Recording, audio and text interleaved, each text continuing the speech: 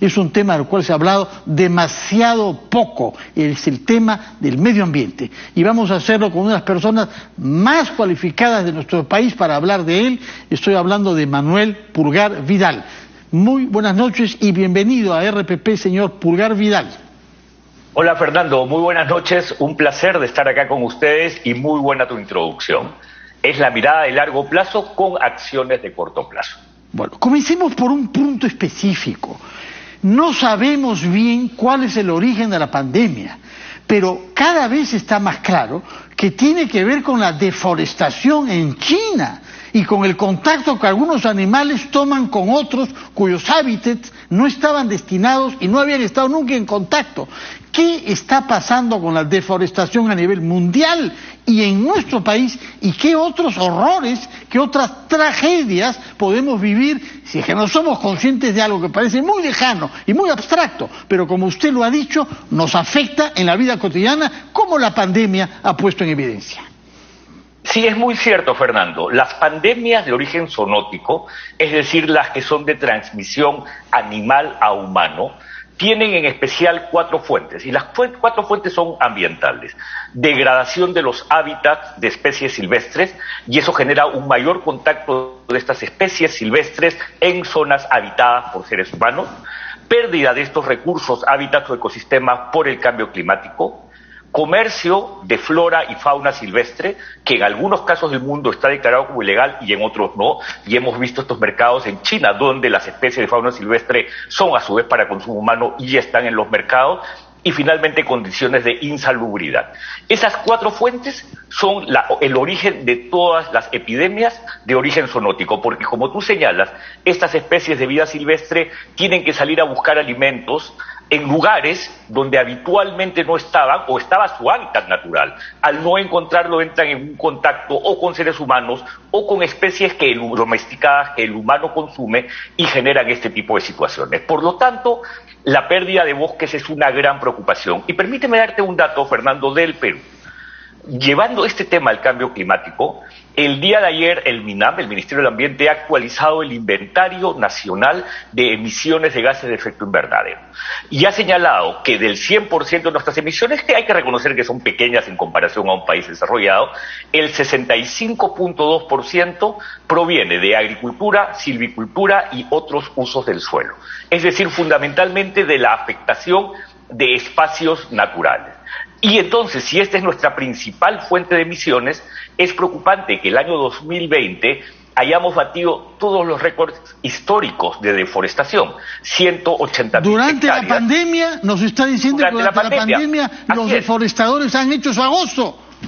Han hecho su agosto y puede estar derivado de procesos de agricultura migratoria, de procesos ilegales, pero también, Fernando, y esto ha sido poco analizado, de procesos de migración inversa, la gente volviendo a sus localidades, y de procesos de relajamiento de la fiscalización y el control, porque la fuerza policial, las fuerzas armadas han estado más atentas a la pandemia que a otras situaciones como una de estas naturales. Esa es la parte negativa. La parte positiva, Fernando, es que el día de ayer, hoy, el Perú ha ampliado el plazo del acuerdo de cooperación, la declaración conjunta de intención que teníamos suscrita desde el año 2014 o 15 con Noruega y Alemania, y ahora se ha sumado Gran Bretaña y Estados Unidos como observador, que nos puede representar un financiamiento de $175 millones para lo que se llama financiamiento basado en resultados. Es decir, el Perú asume compromisos de control de la deforestación y recibe este financiamiento de las fuentes que señalé.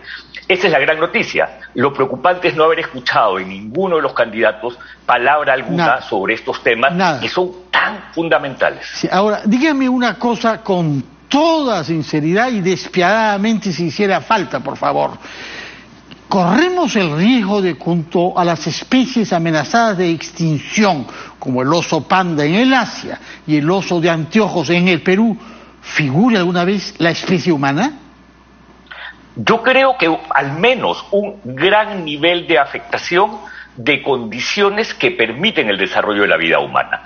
Porque ten en cuenta, Fernando, que está absolutamente bien modelado por la ciencia, que cada incremento de medio grado de temperatura promedio global frente a lo que fue el promedio al inicio de la era industrial te genera eventos climáticos. Y cada medio grado hace que este evento climático se vuelva más extremo o más catastrófico.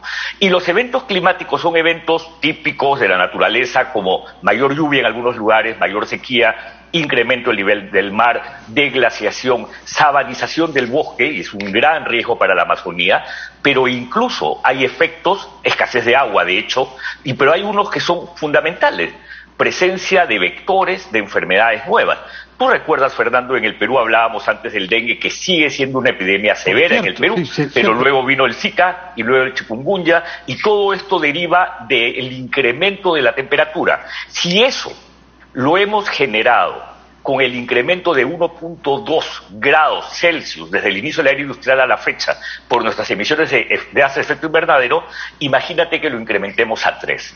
Se van a perder condiciones de habitabilidad de muchos lugares del planeta, se habla de procesos, obviamente, de fatalidades, pero también de procesos de migración involuntaria, porque estamos viendo que los estados insulares empiezan a sumergirse por el incremento del nivel del mar y tienen que buscar lugares a donde migrar. Entonces, si no actuamos hoy, las consecuencias catastróficas sobre el planeta son severas. Pero si no actuamos como Perú, también hay consecuencias económicas. Permítame, por favor, ir a una breve pausa, después de la cual quiero volver a temas de la coyuntura, que tienen que ver con los planes de gobierno y las ausencias clamorosas que tienen, que las ha señalado ya, pero también a una buena noticia que nos ha caído en esta situación, que es la primera reserva marina que ha sido proclamada en el Perú. Desde ahora tenemos 8% de nuestro mar, de la superficie de nuestro mar, considerada como reserva marina. Nos lo va a explicar los alcances y las críticas que se han formulado después de una breve pausa, por favor. Estamos conversando con el exministro del Ambiente, Manuel Pulgar Vidal. Había quedado planteada una pregunta que tiene que ver con el hecho de que cuando estábamos anonadados por la ausencia del tema ambiente y cambio climático en los planes de gobierno y en el debate político, aparece el anuncio de que 8% de nuestro mar pasa a estar en una calidad de protegido. Estamos lejos de los indicadores de otros países como nuestro vecino del sur, pero es un primer paso. Explíquenos, por favor, por qué es que cuesta tanto en el Perú tomar una decisión de ese tipo, por qué no se logró, por ejemplo, cuando usted era ministro hace 5 años, es cierto ya, y también qué particularidad tiene en este mar dorsal de Nazca, bajo el cual se nos dice hay una cordillera con montañas elevadas. Así es una gran noticia, Fernando, porque la dorsal de Nazca ha sido resultado de un proceso de diálogo y negociación, porque se negocia en estos procesos, de casi 2 años, o quizás hasta un poco más de 2 años. Y se ha logrado su categorización como reserva nacional. Y esto ha permitido incrementar el nivel de protección marina en el Perú de 0.5 a 8%, que es un incremento significativo. Todavía nos faltan 2 puntos para cumplir lo que se denominan las metas de Aichi, que se aprobaron en el 2010 con ocasión de la Convención de las Naciones Unidas sobre la Diversidad Biológica, y creo que lo podemos alcanzar. Pero la importancia tiene que ver no solamente por este incremento, sino por lo que implica la protección de un ecosistema efectivamente montañoso submarino, que es lugar de desarrollo de un número de alrededor de 32 especies marinas, muchas de las cuales son las que son destinadas al consumo humano directo. Y a su vez, esto está vinculado efectivamente a niveles de protección que Chile tiene en toda esta placa continental, llamada la famosa placa de Nazca, que tiene estas formaciones abruptas y este gran desarrollo de cadenas de montaña que permite que se desarrolle, por las características del ecosistema, estas especies hidrobiológicas que son fundamentales para el país. Estamos hablando de 62.500 kilómetros cuadrados, es muy grande. Está a 105 kilómetros de la costa, más o menos frente a Ica hasta Nazca, y se extiende por la extensión que he señalado. Y creo que ha sido una gran noticia, y te contesto la otra parte. ¿Qué pasó cuando yo era ministro? En realidad, Reserva Nacional Dorsal de Nazca se ha iniciado después. Yo estaba luchando para que se cree una en el norte, Mar Pacífico tropical. Y lo recordamos, estamos esperando todavía esa decisión. Llamado Mar de Grau, y lamentablemente, Fernando, la presencia de algunas empresas petroleras muy irresponsables, como Carum, que nos ofreció un gran yacimiento gasífero, que ya exploró con una embarcación que trajo de fuera con mucho retraso, se ha mostrado que no hay ese yacimiento de gas, pero han seguido oponiéndose a la creación del mar Pacífico tropical. Estamos hablando de esta empresa australiana Karoon, que a su vez ha cedido parte de sus derechos a otra empresa de nombre Tullow. Pero creíamos que no era incompatible una actividad petrolera de ese tipo con una reserva natural, que la necesitamos en la única zona tropical de nuestro mar de Grau, con islas, con cabos históricos y con especies extraordinarias, entre otras nuestros parientes mamíferos, las ballenas. Así, y definitivamente uno de los lugares marinos más importantes, porque es el punto de encuentro de dos corrientes, la cálida del norte y la fría del sur, y es por este encuentro de dos corrientes que se produce esta variedad de diversidad biológica marina que debe llevar a que se protejan 4 pequeñas áreas que hacían esta Reserva Nacional Mar Pacífico Tropical, sobre las cuales debemos insistir. Gran oposición infundada en muchos casos de gremios como la Sociedad Peruana de Hidrocarburos, que creo que no han sabido entender las compatibilidades que se pueden dar entre actividades productivas. De acuerdo, nos queda poco tiempo, así que quiero hacer una pregunta final.